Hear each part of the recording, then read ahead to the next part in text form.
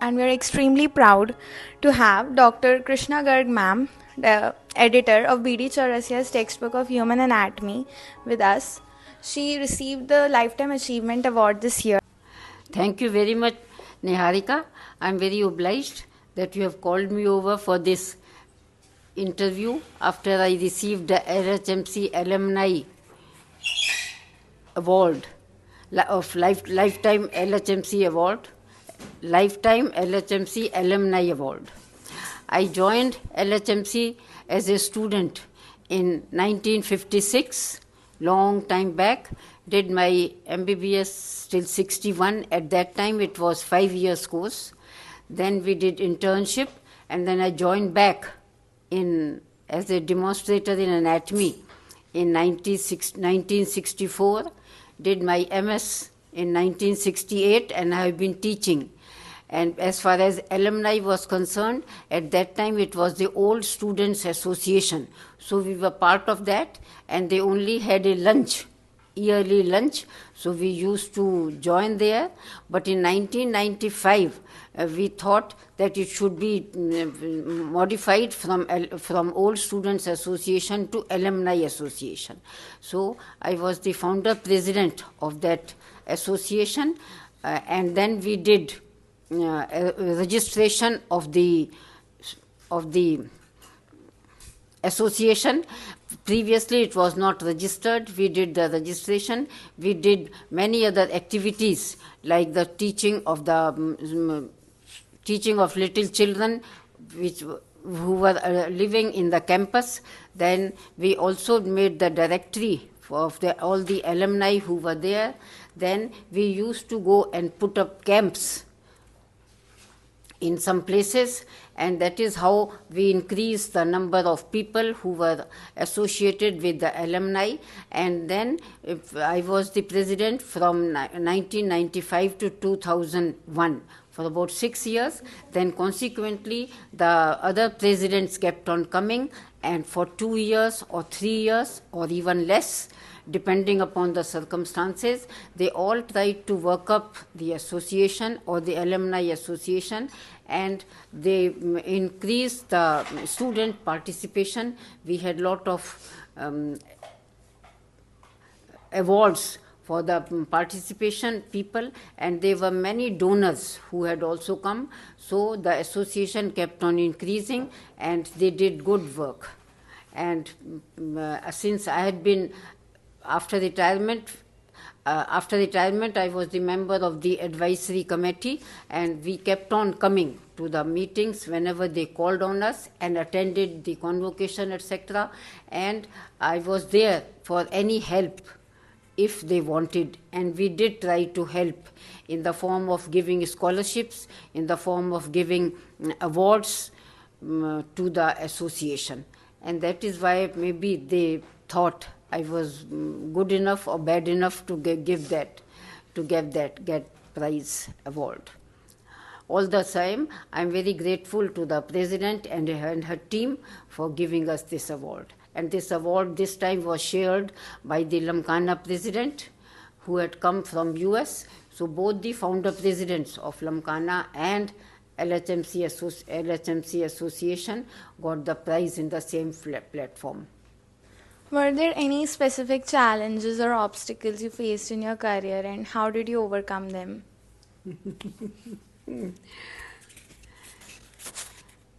Better life is an obstacle race.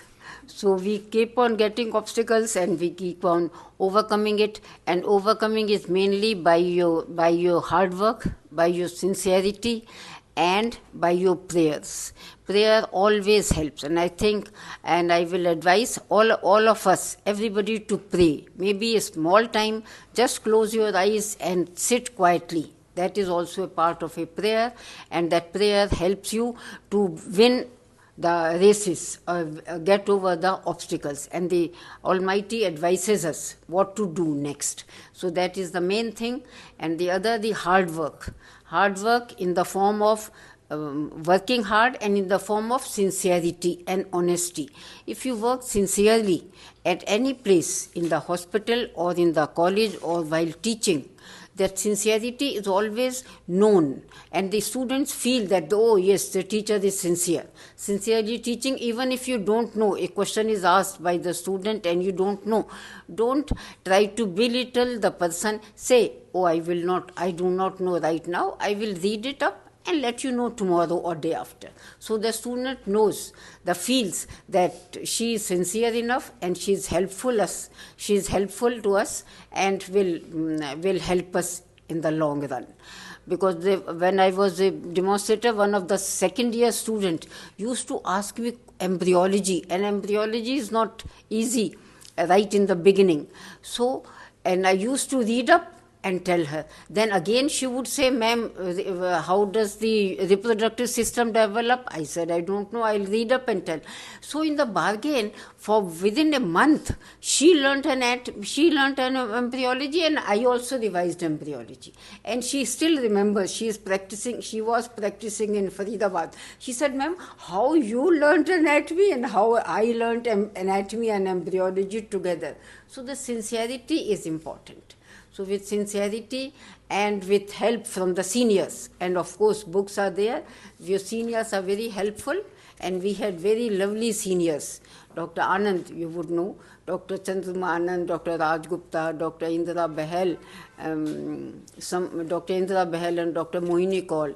The two of them are not there, but they really helped us. And they said, better be a good human being. I am a teacher second, but I am a human being first. And a good human being, a good, sincere, helping human being is the one who can overcome all the obstacles in life. That's wonderful, ma'am. What motivated you to take on the significant responsibility of editing and curating an esteemed anatomy textbook, BD Chaurasia, and what vision and objectives guided you when you first embarked on this editorial journey?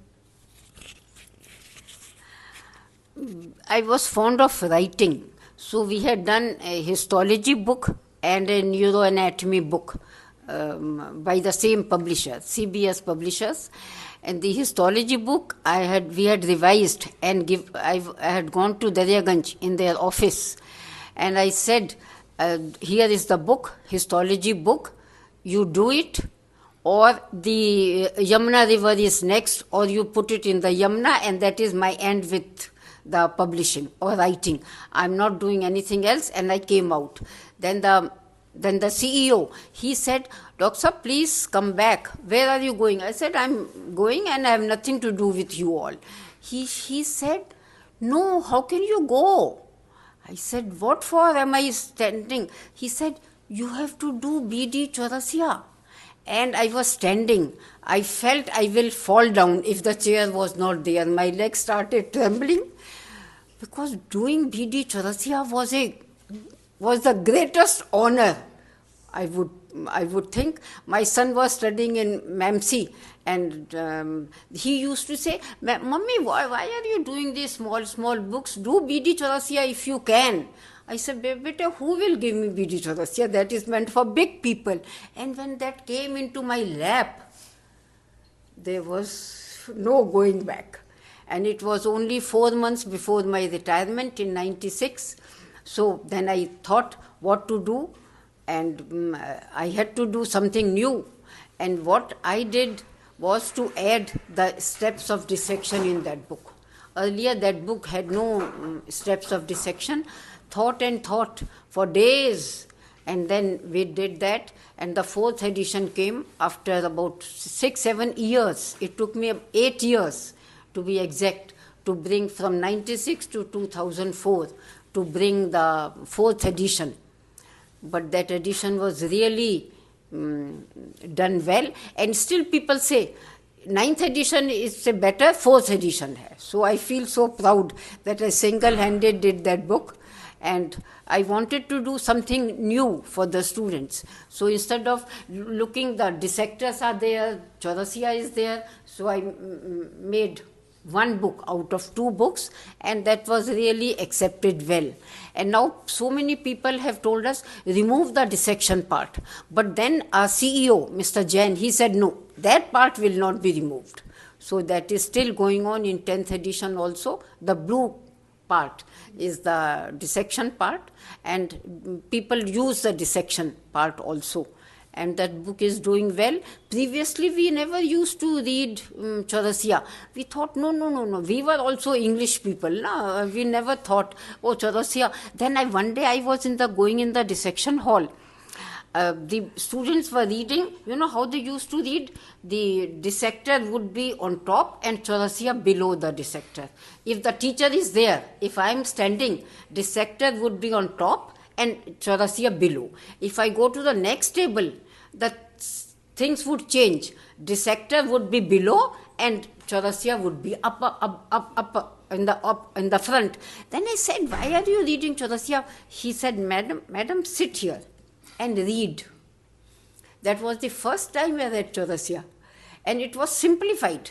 It was a very simplified version of Gray's Anatomy. And then I liked it. Then I had to do it.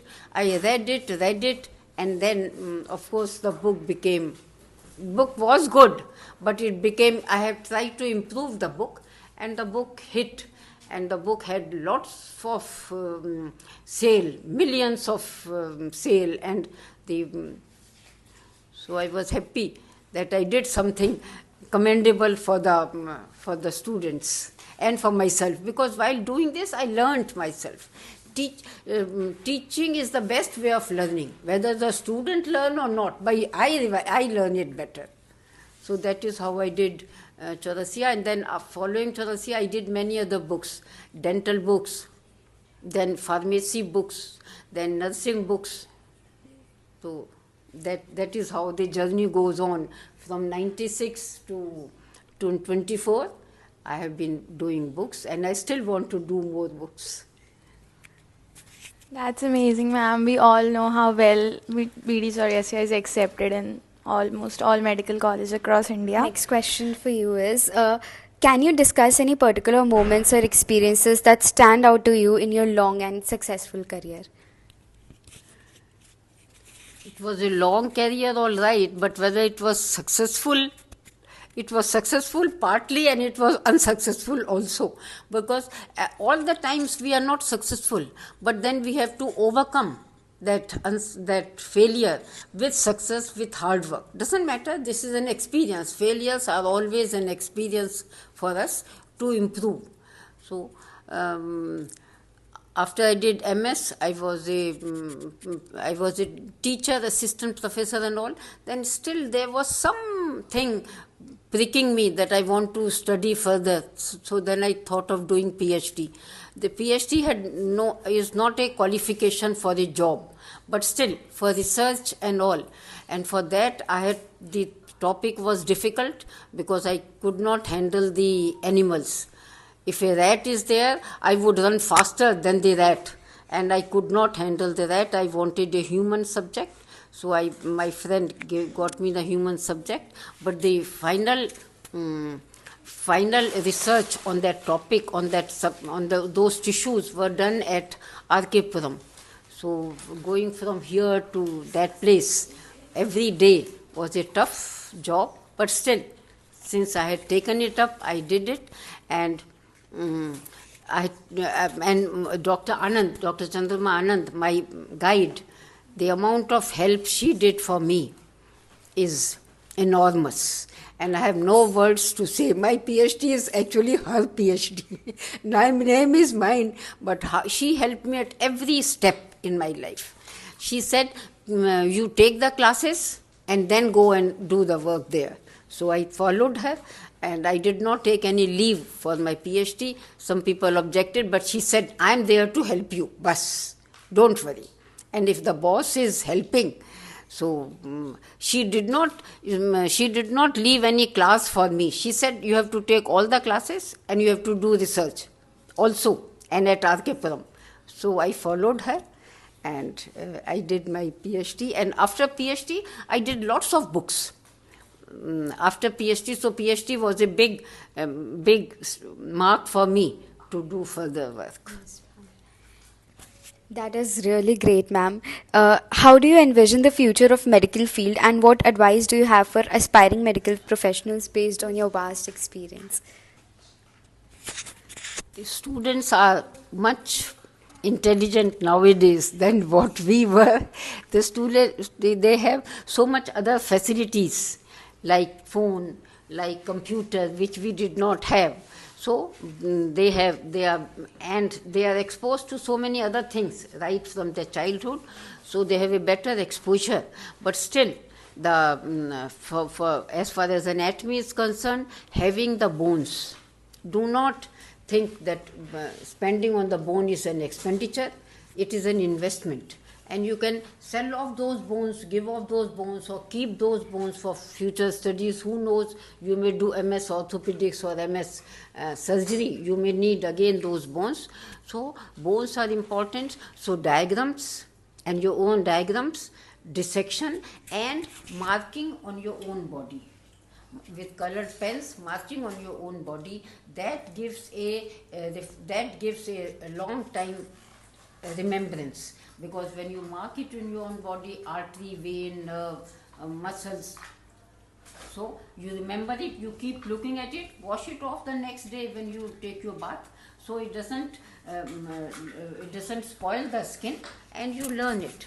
So, and discussion, you ask the question and you get the answer, so then you know which part is weak, so you relearn that part.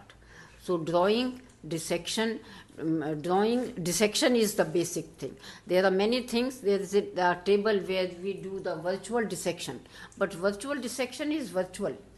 But real dissection, the feel of a nerve, feel of an artery, feel of a stomach, feel of brain remains in your hands, and that is how you do the surgery.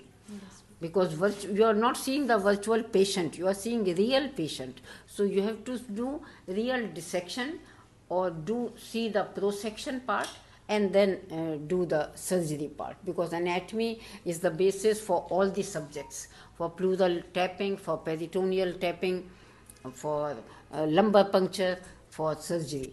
So you have to do and have the feeling of those arteries, nerves, veins. Veins are collapsed, arteries have a wall, nerves are solid. So that feeling is there, and that is how you can be a better surgeon. Anatomists, actually young anatomists are surgeons in the making.